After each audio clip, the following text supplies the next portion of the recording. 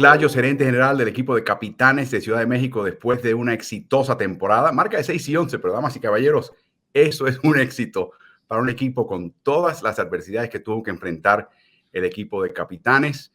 Mi pregunta para él es, en toda esta temporada, estoy seguro que en tu libreta has apuntado cosas que quieres cambiar de cara al año que viene. Obviamente no está todo en tu control, pero ¿qué son esas conclusiones a las cuales llegaste esta temporada de cara a la próxima? Yeah, so one of them is we saw our roster change immensely as the season went on. You know, Alfonso got called up. He's like a massive piece on your team. Gary Clark gets called up, another, big piece. And then Matt Mooney towards the end. And it was generally, this was a short season. So it's not like I was looking for reinforcements as the season's going on.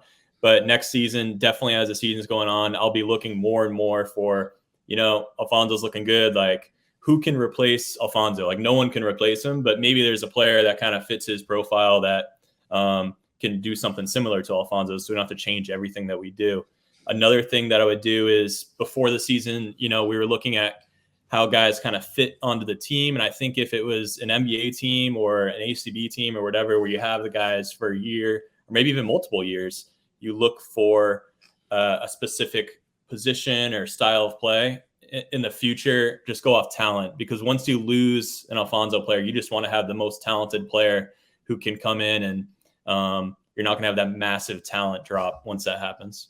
Le preguntabas al coach, a Nick Lagios, que coach Ramón Díaz y este servidor estuvimos hablando, y él nos presentaba un cuadro donde el equipo tenía unas dificultades porque tenía que traer jugadores que tuvieran alguna ascendencia hispana, latinoamericana, pero algunos de ellos no contaban con visa o pasaporte. ¿Cómo se ve ese problema y cómo se puede resolver en el futuro? Well, we're going to have the benefit of next season in that we have 9 months, 10 months to prepare for next season, versus we're kind of thrown into it as guys were already signed in the Mexican League or Puerto Rican League or Dominican League. There are all these guys that we liked, but they were already signed. So it gets really difficult. So now, we're going to be we're gonna have the advantage in that we know that we're playing next season at the start of the season, so we can start talking to guys. They're not going to sign with another league. Also, I think it's going to help to get some more Latin American players, in that there were over 100 G League call-ups this year. So if guys are doing well, if they're doing well in Europe, that's awesome for them, for him and his family. But if they come and do FIBA and they outplay a lot of these, American players or NBA players, then they're already showing that they're NBA talent. So we can just get them to the G League, get them into the NBA system. I think a lot of these Latin American players can make it to the NBA without a doubt. Nick, el G League, los equipos de G League con los cuales compites tienen la ventaja de tener contratos de doble vía, contratos de exhibición 10, de cláusula 10. Son jugadores que son fijos de esos equipos. Suben y bajan, pero casi siempre están con el equipo de G League. Ustedes no tienen esa ventaja. Y si es verdad que cuando ustedes les reclaman a un jugador de la NBA, es un punto de honor, es una confirmación que hicieron un buen trabajo.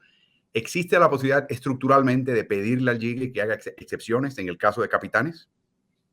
Yeah, I think I'm always bouncing ideas off the G League, and they're doing the same. So it's not like it's us versus them. I'm working with them on certain ideas because they're figuring this out as they go too. And they have 29 other teams that they have to worry about. So a lot of times I'm coming to them with the idea because I haven't thought of that before. I haven't thought of that from your perspective. So in this off season, in the next couple of weeks, I'll probably talk with Malik Rose or Sharif or whoever in the G League and start to figure out some of these ideas for the next season. But, one thing with getting the players called up, say, Alfonso gets called up, that is a bummer for our wins and losses. But he was practicing against, Garlia Soho and everyone on our team. So, yeah, it's a bummer, but all of our players got better by having these NBA players on our team. And I think confidence-wise, too, Garley or whatever younger, Philip Wheeler, whatever younger players we have, they're going to have the confidence going into a game and next season being like, I practiced against an NBA role player. Like,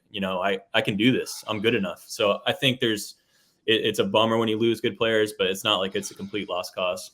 Tuvieron este problema este año de que no pudieron jugar en la Ciudad de México. Básicamente eran visitantes en cada partido que efectuaban. ¿Cuáles fueron las desventajas mayores y cómo ves esto de cara al futuro, que sí van a poder jugar en México?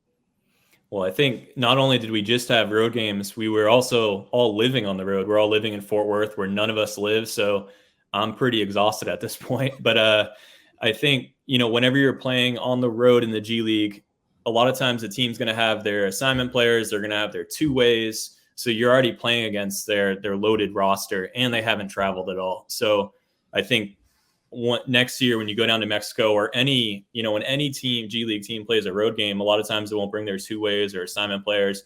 But when they bring them to Mexico, maybe they're not going to come down with their young stud who will be an NBA All-Star in a few years. And also we're going to be playing at 7,000 feet, which is a massive advantage, but I don't think many people are talking about yet. I lived in Colorado for 5 years, so I know how that works. And the Mexican fans are unbelievable. So I think if we get them on our back and we start playing fast, I think it's going to be fun. Durante esta loca temporada, un trajín tras otro para ti, Nick, estoy seguro que hubo momentos que te abrieron los ojos y te sobrecogieron.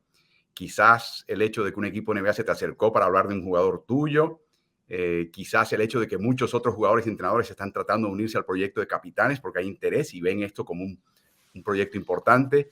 Descríbenos algunos de estos momentos que te abrieron los ojos esta temporada. Yeah, so I think started right off the bat. We had our scrimmage in Santa Cruz. We had 7 or 8 players, and I was going into the game looking at their team like, they're pretty good. They had 3-4 former NBA guys. I wasn't scared this might get ugly, but I wasn't quite sure how we were going to do because a lot of our guys haven't played in the G League, haven't played in college or the NBA. But we ended up winning. So once we're at halftime and we're even, I'm thank goodness. We're a team, and this is going to be fun. And, Matt Mooney wasn't playing that game, but he was one of our coaches. And it was just such a cool thing I think going into the game, we didn't really know how we were going to do. So then to come out and actually win, that was pretty special. It's okay, Capitanes have arrived.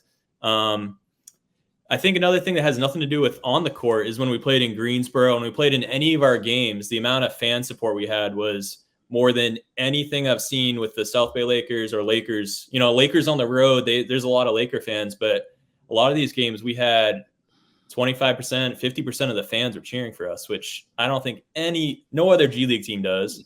And honestly, no other NBA team does. It's just not like that. So I think that is pretty special and just a magnitude of what Capitanes can be, in sports and outside of sports. It was pretty cool to see that, especially in Greensboro. They were playing Mexican music. The whole stadium was singing. It was really cool. So Nick, it's been a great run. Congratulations to you, the team, the players. Finish up packing up, go home, get some rest. I appreciate it. I need it. And then Mexico City, I'll be working on my Spanish. Looking forward to that. Absolutely.